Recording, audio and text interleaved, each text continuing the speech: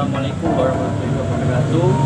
Perkenalkan, nama saya Jovial Falah Parama dan saya NIM 15070. Di sini saya akan menjelaskan mengenai UAS hukum pidana terkait kejahatan terhadap harta benda. Yang pertama yaitu ada kejahatan pencurian. Pencurian merupakan kegiatan mengambil suatu barang milik orang lain tanpa seizin pemiliknya. Sesuai ketentuan pasal 36 KUHP bahwa barang siapa mengambil barang milik orang lain dengan maksud untuk memiliki secara melawan hukum, maka diancam pidana penjara paling lama 5 tahun dan denda Rp900. Unsur-unsurnya yaitu meliputi yang pertama, barang siapa. Yang kedua, perbuatannya yaitu mengambil milik orang lain. Yang ketiga, objeknya yaitu barang milik orang lain. Dan yang keempat, dengan maksud melawan hukum.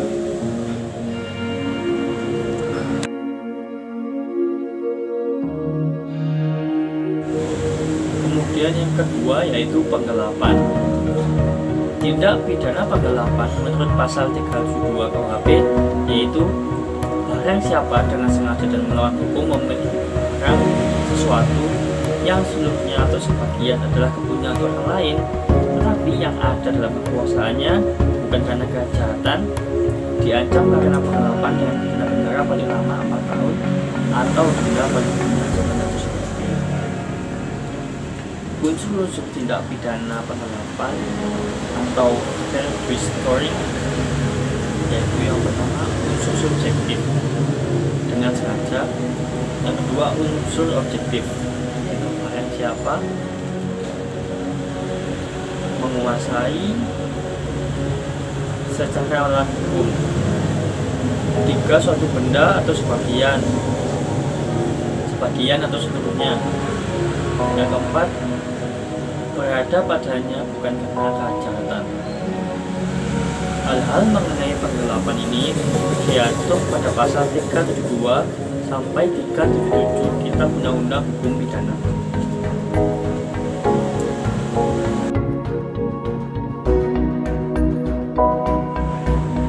Yang ketiga yaitu penadahan. Penadahan berdasarkan pasal 480 KUHP digabung antara delik sengaja atau mengetahui barang itu berasal dari kejahatan dan delik kelalaian atau culpa ditandai dengan kata-kata patut dapat mengetahui barang itu berasal dari kejahatan. Jadi delik ini dapat dilakukan baik secara sengaja maupun tidak sengaja, lalai atau culpa. Kemudian unsur-unsur dari tindak pidana penadahan ini yaitu yang pertama barang siapa, yang kedua tindakan atau perbuatannya yaitu membeli, menyewa, menukar, menerima gadai, menerima hadiah, menarik keuntungan, menjual, menyewakan, menukarkan, menggadaikan, mengangkut, menyimpan, atau menyembunyikan suatu benda. Objek-objeknya yaitu benda menyewa.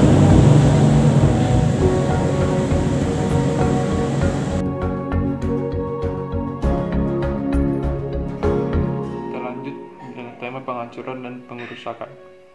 Jenis tindak pidana perusakan diatur dalam ketentuan pasal 406 sampai dengan pasal 412 KUHP yang pada hakikatnya tidak dikualifikasikan secara jelas dalam KUHP. Maka untuk lebih jelasnya di bawah ini akan dipaparkan berbagai tindak pidana yang dapat dikualifikasi sebagai tindak pidana perusakan terhadap barang. Tindak kejahatan dalam bentuk penghancuran dan perusakan diatur dalam KUHP. Menurut KUHP, tindak pidana penghancuran atau perusakan dibedakan menjadi 5 macam, yaitu 1. Penghancuran atau perusakan dalam bentuk pokok. Kedua, penghancuran atau perusakan ringan. Ketiga, penghancuran atau perusakan bangunan, jalan, kereta api, telegraf, telepon, dan listrik. atau sesuatu yang digunakan untuk kepentingan umum. Yang keempat, penghancuran atau perusakan tindak dengan sengaja. 5. Penghancuran atau perusakan terhadap bangunan atau alat pelayaran. Surat yang dipalsukan itu harus surat yang dapat menyebut sesuatu hak, misalnya ijazah, kartis tanda masuk, surat akhir, dan lain-lain. Yang kedua, dapat menerbitkan suatu perjanjian, misalnya surat perjanjian piutang, perjanjian jual beli, perjanjian sewa, dan sebagainya. Ketiga, dapat menerbitkan suatu pembebasan utang, kwitansi atau surat semacam itu, atau surat yang digunakan sebagai keterangan bagi suatu perbuatan atau peristiwa, misalnya surat tanda kelahiran, buku tahunan kos, bekas, harian, kapal, angkutan, obligasi, dan lain-lain. 2. Penghancuran atau perusakan yang diatur dalam ketentuan pasal 407 KUHP dengan pengecualian sebagaimana tertera dalam pasal 407 KUHP ayat 2 KUHP. Untuk lebih jelasnya, berikut ini yang menemukan bunyi pasal tersebut.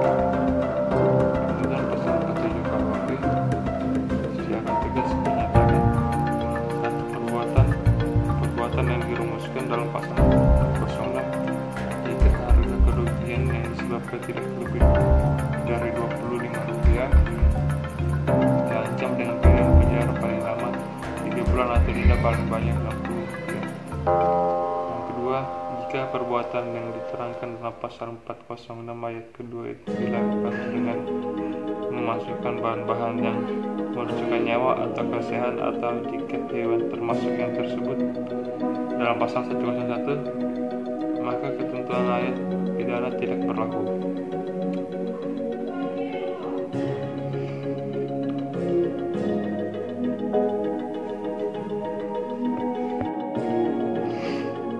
Yang kedua,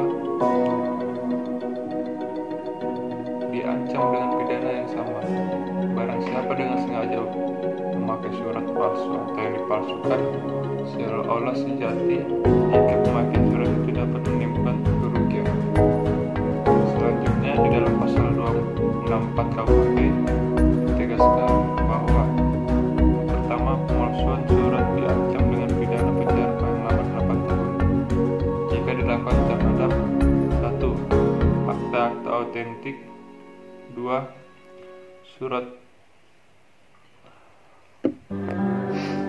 yang dipalsukan itu harus surat yang dapat menyebut sesuatu hak, misalnya ijazah, kartis tanda masuk, surat akhir, dan lain-lain. Yang kedua, dapat menerbitkan suatu perjanjian, misalnya surat perjanjian piutang, perjanjian jual beli, perjanjian sewa, dan sebagainya. Ketiga, dapat menerbit suatu pembebasan utang, kwitansi atau surat semacam itu, atau surat yang digunakan sebagai keterangan bagi suatu perbuatan atau peristiwa, misalnya surat tanda kelahiran, tabungan kos, bekas, buku harian, kapal, surat angkutan, obligasi, dan lain-lain. Unsur-unsur pidana dari tindak pidana pemalsuan surat selain yang disebut di atas adalah: 1. Pada waktu pemalsuan surat itu harus dengan bermaksud akan menggunakan atau menyuruh orang lain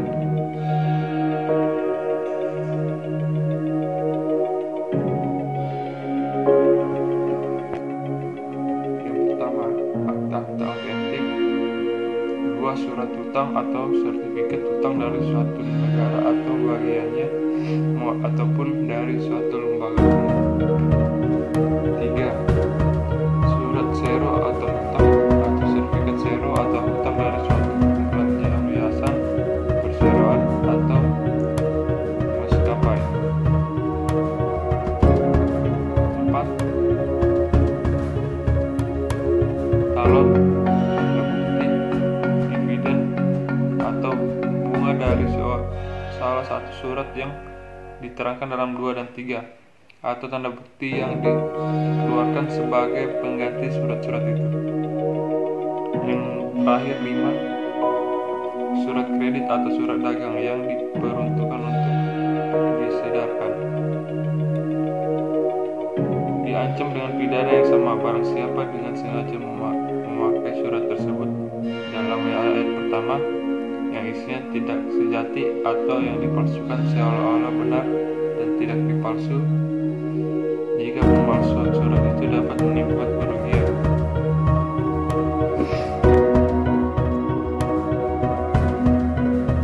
Pengancaman atau pemerasan. Ketentuan pidana mengenai pengancaman diatur dalam bab 23 tentang pemerasan dan pengancaman Kitab Undang-Undang Hukum Pidana atau KUHP.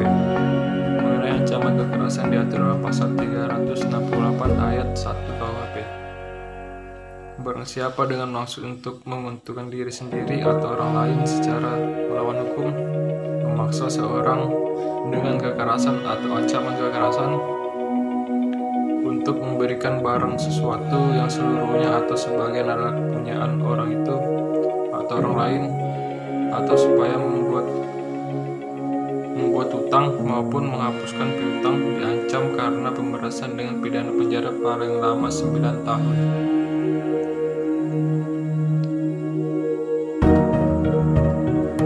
R. Sesilo dalam bukunya Kitab Undang-Undang Hukum Pidana KUHP serta komentar-komentarnya lengkap pasal demi pasal halaman 256 menamakan perbuatan dalam pasal 368 ayat 1 KUHP sebagai pemerasan dengan kekerasan yang sama pemerasannya, yang mana pemerasannya yang pertama memaksa orang lain, yang kedua untuk memberikan barang yang sama sekali atau sebagian termasuk kepunyaan orang itu sendiri atau kepunyaan orang lain, atau membuat hutang atau menghapus piutang.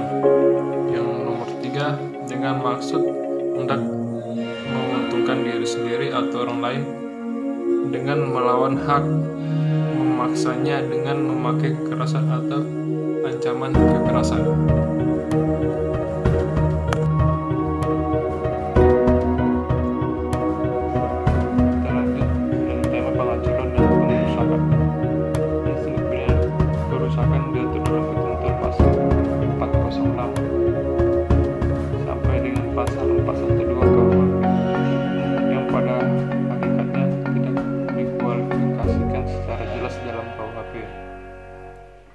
Maka untuk lebih jelasnya di bawah ini akan dipaparkan berbagai tindak pidana yang dapat dikualifikasi sebagai tindak pidana perusakan terhadap barang. Tindak kejahatan dalam bentuk penghancuran dan perusakan diatur dalam KUHP. Menurut KUHP, tindak pidana penghancuran atau perusakan dibedakan menjadi 5 macam, yaitu 1. Penghancuran atau perusakan dalam bentuk pokok. Kedua, penghancuran atau perusakan ringan. Ketiga, penghancuran atau perusakan bangunan, alat kereta api, telegraf, telepon, dan listrik, atau sesuatu yang digunakan untuk kepentingan. Yang keempat, penghancuran atau perusakan tindak dengan sengaja. 5. Penghancuran atau perusakan terhadap bangunan atau alat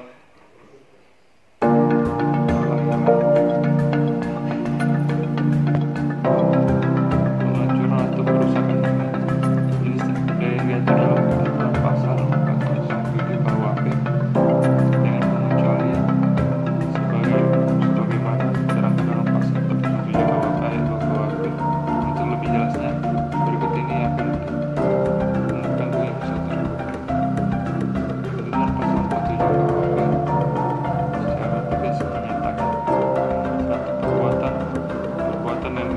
dalam pasal 06 jika mengalami kerugian yang disebabkan tidak lebih dari Rp25 diancam dengan pidana penjara paling lama 3 bulan bulan atau denda paling banyak 60.